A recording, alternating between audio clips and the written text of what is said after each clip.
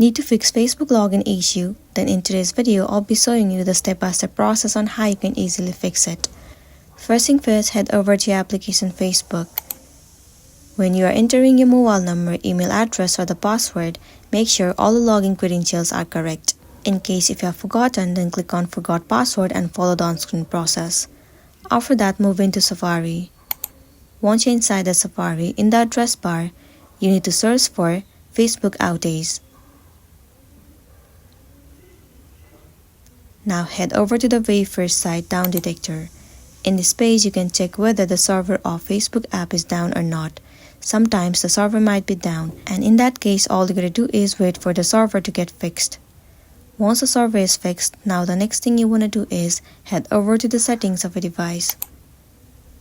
Inside the settings, you will need to head over to General. Move into iPhone storage.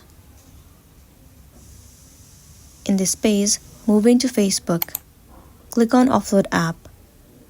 And then once again click on Offload App. It will clear the cache and the storage of the application.